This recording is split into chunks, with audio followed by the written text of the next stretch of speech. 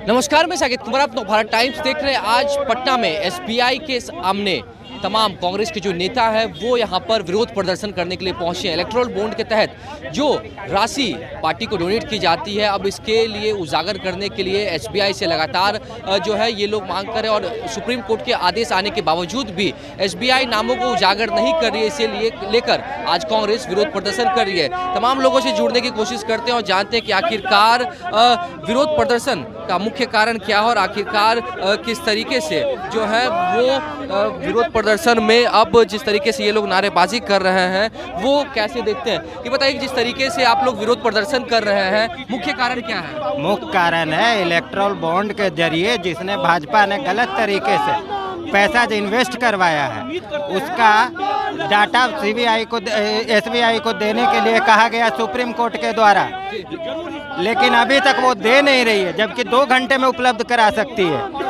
वो इलेक्शन के बाद का टाइम दे रही है, तो इससे जाहिर होता कहीं ना कहीं गलत तरीके से भाजपा को फायदा पहुंचाने की कोशिश है। क्या लग रहा है इसके पीछे किसकी साजिश है? कौन आखिर इस डाटा को छिपाने की कोशिश कर रहा है? इसके पीछे तो एसबीआई बता सकती है कि कौन है, लेकिन हम तो एसबीआई ऐसे ही मांग करेंगे ना कि जल्दी से जल्दी डाटा सार्वजनिक करो।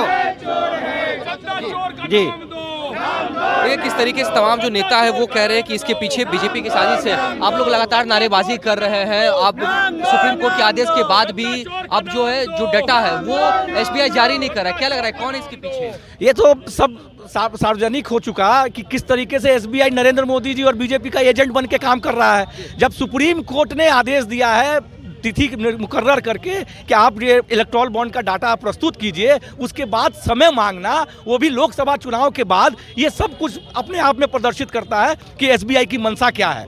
और हम लोग पूरे देश भर में आज एसबीआई के कार्यालय के समक्ष प्रदर्शन कर रहे हैं और हम लोग मांग कर रहे हैं कि जो सुप्रीम कोर्ट ने आदेश दिया है उसको एसबीआई सिर्फ उसका पालन कर दे। तो क्या लगता है कि जिस तरीके से आप लोग विरोध प्रदर्शन पूरे देश भर में कर रहे हैं, सुप्रीम कोर्ट का आदेश भी आया है, तो एसबीआई क्या जल्द से जल्द वो डेटा रिलीज करेगा? निसंदेह उम्मीद है। आंदोलन ही एक माध्यम होता है राजनीतिक रूप से। हम लोगों ने आज आंदोलन किया है और जो एसबीआई को अगर थोड़ा सा भी शर्म होगा, थोड़ा सा भी अगर हया होगा, जब लोग पूरे देश के लोग सड़क पर उतरे हैं, एसबीआई कार्यालय के समक्ष प्रदर्शन कर रहे हैं, तो जो इनके शीर्ष अधिकारी हैं जिन्होंने समय मांगा है एसबीआई सुप्रीम कोर्ट से, वो कहीं ना कहीं अपने निर्णय को वापस लेंगे और सुप्रीम कोर्ट को इलेक्टोरल बॉन्ड का डाटा प्रस्तुत करेंगे।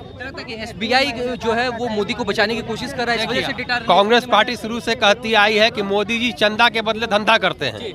चंदा के बदले अगर धंधा वो नहीं करते हैं तो आज ये इलेक्टोरल बॉन्ड की जो बात हो रही है वो सार्वजनिक कर देते हैं। हमारे सारे साथियों ने आपको बताया, आप भी जानते हैं कि आप अकाउंट का डिटेल आज एसएमएस से मंगा सकते हैं। तो फिर इसके लिए 3 महीने का क्यों? इसका मतलब कि नीति जो केंद्र सरकार है, मोदी जी की सरकार है, उसने इलेक्टोरल बॉन्ड में गोरख धंधा किया है और जो हम लोग कहते हैं कि चंदा के बदले धंधा, वही वो कर रही है। क्या लगता है कि जो बीजेपी है वो चंदा के बदले धंधा वाला काम कर रही है? बिल्कुल, बीजेपी के पास फिलहाल अभी जो स्थिति बनी हुई है, एसबीआई को हम लोग मानते थे कि अगर वो एसएमएस करें, कोई डिटेल मांगे तो 1-2 मिनट में हमारे पास रिकॉर्ड आ जाता है किसी भी घर बैठे। आज जब चंदा जो इलेक्टोरल बॉन्ड के माध्यम से दिए हैं, सुप्रीम कोर्ट के मांग के बावजूद वो समय जो मांगा है 3 दिन का समय था, 1-2 दिन में दे सकता था। ये भारत सरकार के, मोदी सरकार के एजेंट के रूप में काम करने के लिए उतारू हो गए। उसके खिलाफ हम देश भर में। तो देखा आपने किस तरीके से देश भर में आज कांग्रेस जो है वो एसबीआई कार्यालय के बाहर में विरोध प्रदर्शन कर रही है और साफ तौर से कहना है कि इलेक्टोरल बॉन्ड के माध्यम से बीजेपी को, पार्टी को जो चंदा दिया गया उसके नामों का उजागर होना चाहिए। सुप्रीम कोर्ट के आदेश के बावजूद भी एसबीआई इसमें विलंब कर रही है। तो कहीं ना कहीं जो साफ तौर से कांग्रेस के जो नेता है उनका कहना है कि बीजेपी जो है वो चंदा के बदले धंधा करने की कोशिश कर रही है और इसीलिए एसबीआई इसे छुपाने का काम कर रही है और एसबीआई भी एजेंट के रूप में बीजेपी का काम कर रही है। फिलहाल इस खबर में इतना ही। पटना से साकेत कुमार।